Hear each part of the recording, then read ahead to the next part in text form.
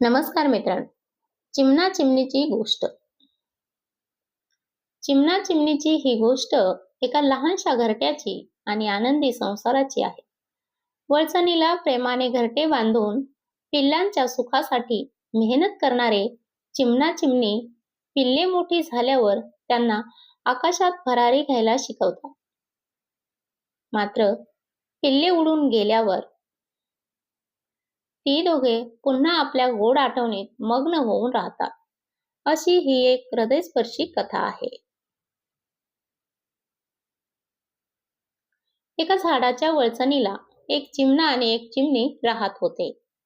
त्यांनी गवत, काड्या आणि कापूस वापरून एक सुंदर आणि उबदार घरटे तयार केले होते. चिमणीने 2 छोटी अंडी घातली.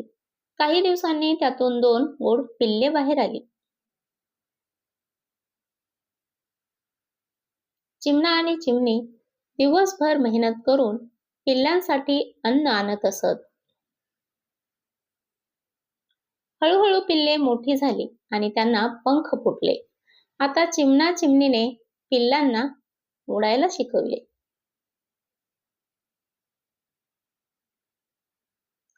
पिल्ले उंच आकाशात भरारी मारू लागली. एके दिवशी ती पिल्ले आपली स्वतःची दुनिया बसवण्यासाठी दूर उडून गेली. आता घरट्यात पुन्हा चिमणा आणि चिमणी दोघेच उरले. तरीही त्यांनी बांधलेल्या घराच्या आठवणीत आणि एकमेकांच्या साथीने ते आनंदाने राहू लागले.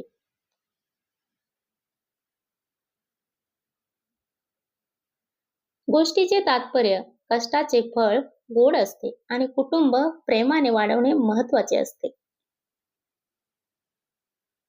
पालक मुलांना सक्षम बनवतात जेणेकरून ते आपले आयुष्य स्वतः जगू शकतील.